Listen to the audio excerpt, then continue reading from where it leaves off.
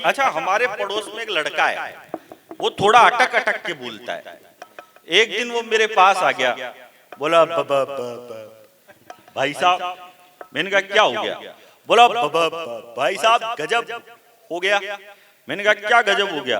बोला अभी अभी नई मूवी देख के आ रहा हूँ थिएटर में, अक्षय खन्ना की खुसफुस खुसफुस, कौन सा गाना था उसमें?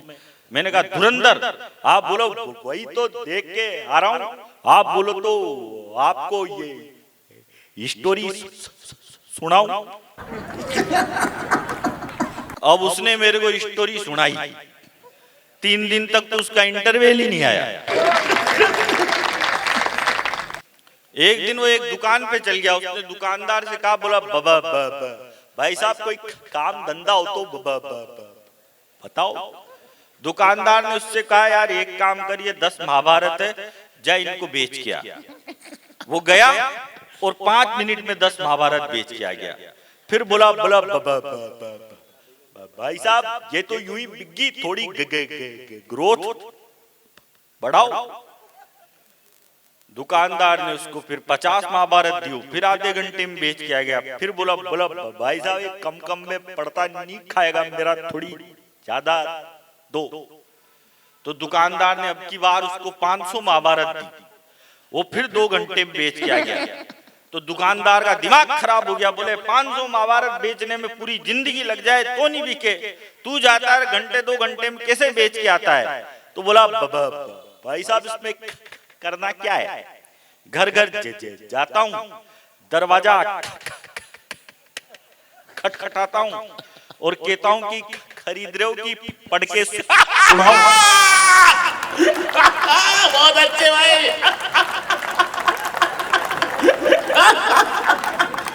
अच्छा यार सुरेश भाई, वाह सुनाओ। एक दिन फिर आ गया मेरे पास, बोला भाई साहब मैंने छोड़ दी महाभारत रामायण कुरान सब बेचना बंद। मैंने कहा आप क्या करेगा?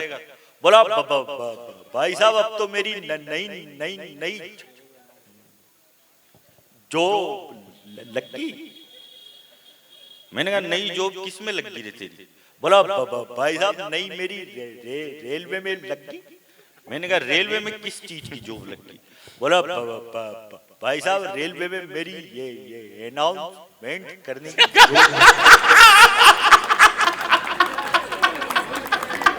वाह यार क्या व्यवस्था है अनाउंसमेंट। अब उसने अनाउंसमेंट किया, बोला राजधानी ये एक्सप्रेस प्रयागराज के प्लेटफॉर्म नंबर 3 पे आई थी वापिस।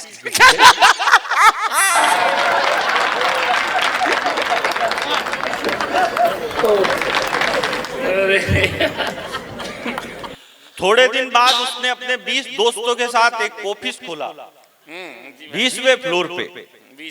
अब उसमें लिफ्ट नहीं थी। अब पहले ही दिन इनॉग्रेशन करने के लिए जाना, जैसे ही उन्होंने गाड़ी पार्क करी तो बोला ऊपर बाद में चढ़ना, पहले मेरी बात सुनो। अरे बोला तू बहुत देर लगाएगा बोलने में। फिर 2-3 फ्लोर चढ़ गए वो, फिर बोला अरे बोला बाद में बोल। फिर 7-8 फ्लोर चढ़ गए वो, फिर बोला अरे अब बाद में बोलना यार और चढ़ना। फिर 20 फ्लोर चढ़ गए। फिर सबने हाफते हाफते पूछा उससे, बता तू क्या बोल? अल्लाह मैं तो ये बोल रहा था ये ऑफिस के ताले की चाबी तो नीचे कार में। वाह यार सुरेश, अरे भाई एक बार सपोर्ट तालियां दे भाई, बहुत अद्भुत यार। वाह सुरेश भाई जिंदाबाद। एक छोटी सी कविता सुना के मैं अपना स्थान ग्रहण करता हूँ। मैं हिंदुस्तान की सेना पर एक 3 मिनट की कविता सुनाऊंगा। आप एक बार सुनना चाहते हो तो जोरदार तालियां बजा के बता दो कि उसका भी मन करता है बच्चों को घोड़ा बनकर पीठ पर घुमाने का। उसका भी मन करता है बच्चों को घोड़ा बनकर पीठ पर घुमाने का, स्कूल जाने से पहले गुड़िया की चोटियां बनाने का। उसका भी मन करता है बच्चों को घोड़ा बनकर पीठ पर घुमाने का, स्कूल जाने से पहले गुड़िया की चोटियां बनाने का, मगर घर से निकल जाता है कर्तव्य का बीड़ा साथ में लेकर। पिता को दवाई कौन देगा ये पीड़ा साथ में लेकर। उसका कद हिमालय से भी बड़ा होता है जो देश की रक्षा के लिए सरहद पर खड़ा हो। बहुत अच्छे से, वाह वाह वाह वाह वाह। उसका कद हिमालय से भी बड़ा होता है जो देश की रक्षा के लिए सरहद पर खड़ा होता है। वो ठंडी बर्फ में भी मुस्कुराता है आसमान मोड़कर, वो तपती रेत में भी सो जाता है घुटनों को मोड़कर। वो सालों तक अपने आंगन के दर्शन नहीं करता, वो रूखी सूखी खा लेता है पर कभी जंतर मंतर पर प्रदर्शन नहीं करता। वाह भाई वाह वाह वाह वाह सुरेश भाई वाह। एक दिन सैनिक की बेटी अपने पिताजी को फोन करती है और कहती है कि पापा जल्दी घर लौटना। और मैं तालियां चाहता हूं इस सदन की, अगर आपको लगे कि इन छोटी बच्चियों को समर्पित करता हूं तो मैं पूरे सदन के दोनों हाथ आकाश की फिजाओं की ओर लहरते हुए देखना चाहता हूं। बच्ची कहती है अपने पापा को कि पापा जल्दी घर लौटना, मैं आपके बालों में कंघा घुमाना चाहती हूँ। पापा जल्दी घर लौटना, मैं आपके बालों में कंघा घुमाना चाहती हूँ। रात को सोने से पहले आपकी मूंछों में ताव लगाना चाहती हूँ। छुट्टियों में नानी के घर जाऊंगी ना तो एक संदूक लेकर आना। छुट्टियों में नानी के घर जाऊंगी ना तो एक संदूक लेकर आना। और मैं भी सैनिक बनना चाहती हूँ, मेरे लिए भी एक बंदूक लेकर आना। बहुत अच्छे सुरेश भाई वाह वाह वाह, क्या श्रेष्ठ पंक्तियां हैं भाई वाह।